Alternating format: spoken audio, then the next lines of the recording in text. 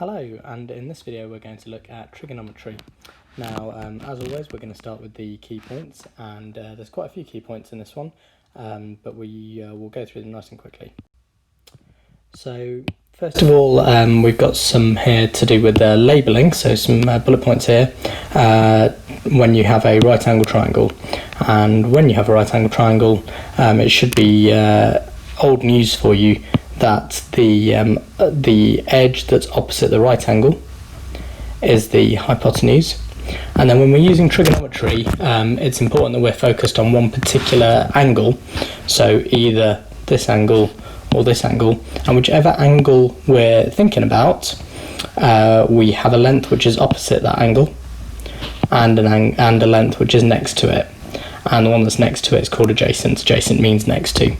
So it's important to realise that the opposite and the adjacent will change depending on whether we're thinking about the angle here that's been labelled theta or the angle with no label.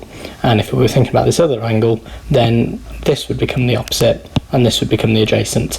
But as the diagram is drawn with theta as our angle, this length would be the opposite, this length would be the adjacent. The hypotenuse is always the one that's opposite the right angle, and as you will also know, it's always the longest length.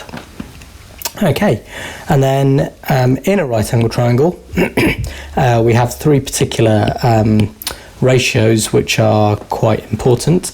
The sine of an angle, the cosine of an angle, and the tangent of an angle. And the sine of the angle is the opposite divided by the hypotenuse, so it's what you get when you divide this length by this length. The cosine is what you get when you divide the adjacent by the hypotenuse, so this length divided by this length. And the tangent of the angle is the opposite divided by the adjacent, so this length divided by this length. And you'll probably be familiar with seeing that written potentially in a few different ways. I tend to write it as SOHCAHTOA, like this, and I sometimes draw triangles around each of those, and that's similar to when you do speed, distance, time or density, mass, volume in science. Okay, and then if you know the sine of an angle or the cosine of an angle or a tangent of an angle, a bit like if you knew that x squared was 5, you would use the inverse operation and square root to find that x was positive or negative root 5. So much like you would use inverse operations there, similarly, if you know that the sine of an angle is 0.3, then you can find the angle by using the inverse function, and the inverse function here would be the inverse sine. So you would do the inverse sine of both sides, and you'd get the inverse sine of 0.3, and that would be your angle. Okay, so you've got three inverse trigonometry functions: inverse sine, inverse cosine, and inverse tangent. And hopefully those are all familiar to you from having found angles in right angle triangles when you've been given some of the lengths. Okay, and then finally there are some sines, cosines and tangents that you are supposed to have memorised. If you haven't memorised them, there's a couple of ways that you can work them out very quickly. One is to use an equilateral triangle whose edge length is 2, and then if you split the triangle in half, then you know that this length is 1, and you know this length is 2. And if it's an equilateral triangle, then this angle would be 60, and if you've split it in half, then this angle would be 30. And using Pythagoras, this squared is 4, this squared is 1, and this length would be shorter than this one. This would be the hypotenuse of this right angle triangle. So 4 subtract 1 is 3, so this length would be the square root of 3. That's very easy and quick to draw and work out. And then using that triangle, which I'll go over in red,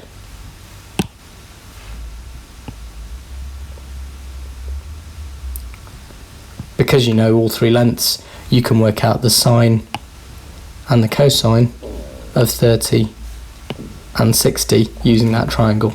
So you can see that the sine of 30, so sine of 30 is opposite divided by hypotenuse, which is a half. That's also the cosine of 60 because it's adjacent over hypotenuse, so that's there.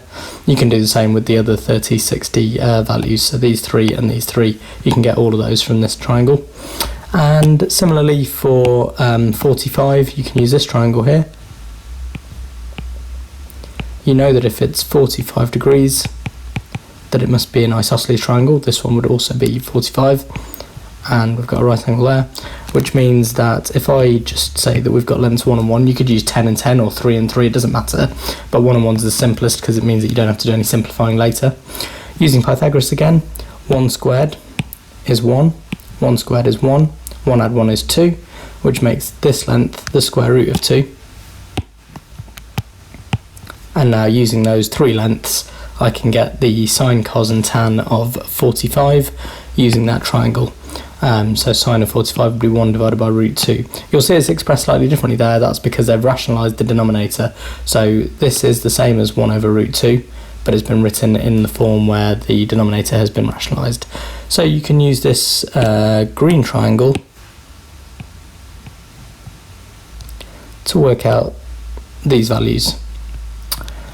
For the remaining values, so 0 and 90, I think the easiest way to work those out is from a graph, if you ever forget them, so knowing the graphs of sine, cos and tan. Okay, let's get into some examples. So, example 1, we've been given a right angle triangle, we've been given the one length of 6 centimetres and an angle of 25 degrees, and we've been asked for the length x. So first of all, we need to identify that this length is in fact the hypotenuse because it's opposite the right angle. And we can see that because we're looking at this angle here, that the 6 centimetres they've given us is the adjacent. And so using SOHCAHTOA,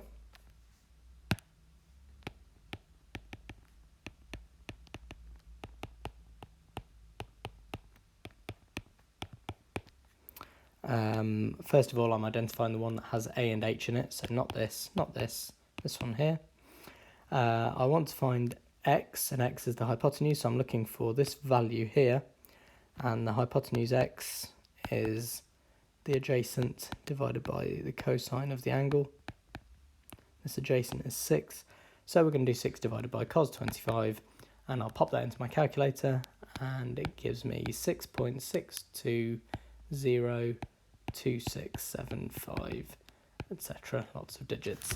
And as I've said on previous videos, I'd write down all the digits or lots of digits, and then I would do the rounding as it asked in the question. The question asked for 3 significant figures. I need to remember my units, so I am now finished. It'll be important really eventually to not use these triangles. I wouldn't expect A-level students to be using the triangles, and so I would just expect a student in A-level to know that the cos of the angle would be the adjacent divided by the hypotenuse, and then to rearrange that. So multiply both sides by x,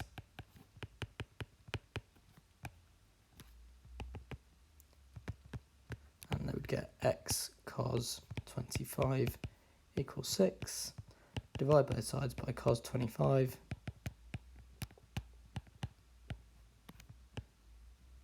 and we get x equals 6 over cos 25, and from there you're at the same point as this line here, and so you would carry on and pop it into your calculator.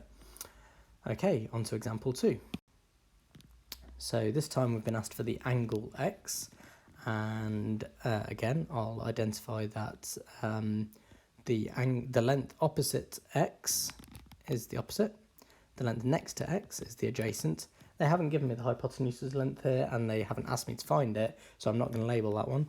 And SOHCAHTOA will tell me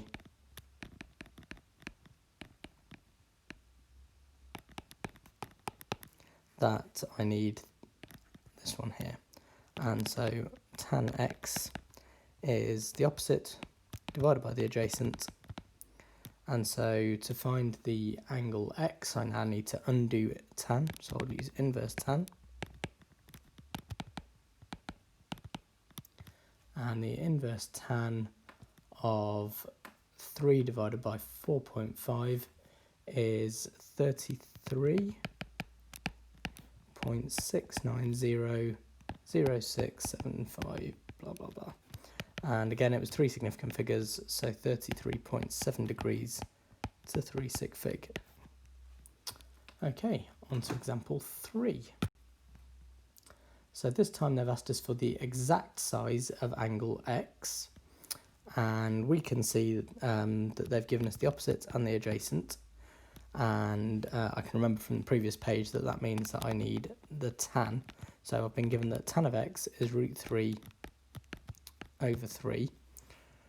Now I know that that's actually the same as root 3 divided by root 3, and I can see that there's some cancelling that I can do there. So this is 1 over root 3, and I know that I can see that on that triangle that I drew, or of course if I know the values from the table, that's a perfectly appropriate way as well.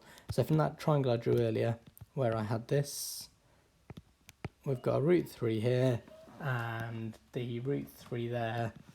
If I want 1 over root 3, then this needs to be the opposite, and this needs to be the adjacent. And so I'm looking at this angle here, and that was 30 degrees. So we can invert tan this and get that X is 30 degrees without using a calculator. Okay. So that is the final example, so you should now be able to have a go at all of the questions on the practice booklet. So best of luck with those, and I'll see you on the next video. Thank you very much.